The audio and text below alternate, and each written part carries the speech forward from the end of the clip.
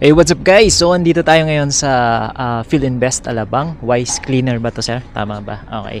So, sinadya ko talaga from Sorsogon and then naka-check-in ako sa Makati. Pumunta kami dito sa Alabang for around 1 hour na biyahe. So, ang pinunta natin dito is dahil dito. So, ayan. Nag-iisa pa lang dito si sir. Siya pa lang yung meron dito sa Philippines na stock. This is Velocifero Jump and Scrambler version. So alam ko merong lalabas na bago yung road version yata yon, tsaka yung isa na mas malaki nito is yung Race X, pero abangan natin yon. So kung gusto niyo ma-test at ma-ride, makita to, so ano sir, pwede? Pwede. Oh, ayan, pwede daw, pwede. So lang kayo. Pwede rin kayong mag-contact sa page nila, Velocifero Philippines. Pwede kayo mag-message doon. Okay sir, nag-message ako sa kanya, so last week pa yun eh. So ngayon, kanina lang ako nag-message.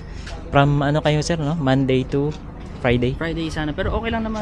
Pag Sabado, message nyo lang sila, so para makita nyo. Actually yung stock nila, alam ko meron pa silang iba eh, yung gray, tama ba sir? Black. Black. Tapos merong hindi pa nabubuksan eh, nakabox pa. Ayan, naman siya. Alright. Pero jump version. So ayun.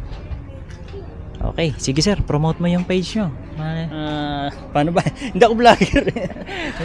Velocifero lang, Philippines, nasa Facebook, TikTok, meron kami. YouTube. Alam nyo rin, naka-follow ako sa ano nila, subscribe. Thank you sir. So yun, sana ma-test nyo kasi masarap siya gamitin. Hindi siya the usual na motor or e-bike sa labas. Classified siya as electric motorcycle. So iba yung hatak niya talaga. Yes, correct. Actually, na-test ko na siya kanina. Maganda. By the way guys, this is 3,000 watts. Tapos may darating na bago. Tama ba sir? Yun yung 7,000 watts. 7,000. Pangmalakasan yun. Oo. Yung estimated nyo sir, gaano inaabot yung takbo neto? Mga speed gaano kalayo? Range siguro mga around 80 to 100 kilometers. Ayun, depende yung guys sa ano sa bigat. Oo, bigat niya. So, malamang magtatanong kasi yun yung tanong ko din sa sarili ko kung kaya siyang angkasan. Kaya ako siya pinuntahan. Kaya siya pero depende sa angkas nyo. Kung medyo malaki, mahirap. Oo. Siguro lagyan ng ng handle dito. Leisure bike eh, hindi siya tama, pang leisure talaga to. So tingin ko mas maganda to, mas kung ma-advise ko na ito kung para saan to. Sa ano siguro sir, sa mga like pamasok sa office, yung mga mag-isa ka lang yan. Tapos kung gusto mong maporma, yun. Diba sir?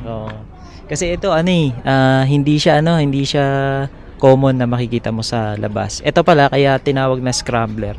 Kasi British, tama ba ako sir? British Euro somewhere na gawa to. Tapos pinatent nila sa Star Trini, yung same designer ng Italjet. Ayun pala guys, tama yun. Muntik ka na makalimutan, Italjet. Kaya kung makikita nyo, parang Italjet yung mukha. Ayan. Ganyan din yung mukhaan ng yung sa Italjet na puro tubo-tubo. So yan kaya himunin to sa daan. Pagka nasa highway ka.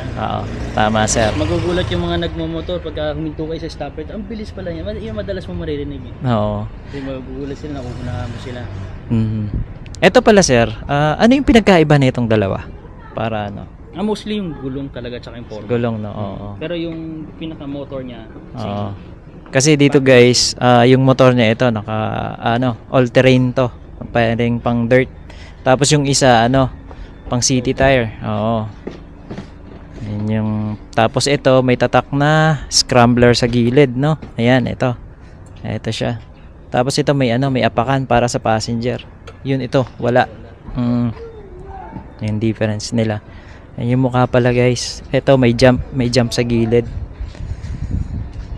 Velocifero. Ayun, ganda, 'di ba?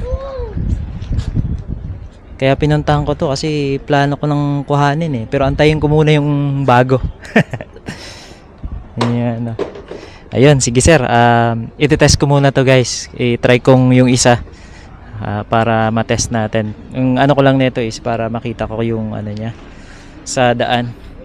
Yung gulong. Magkaiba kasi yung gulong nila eh. So ayun. So ayun guys, bisita na lang kayo dito. Sige sir, thank you. Thank you sa mga katanungan at pagsagot sa mga question natin.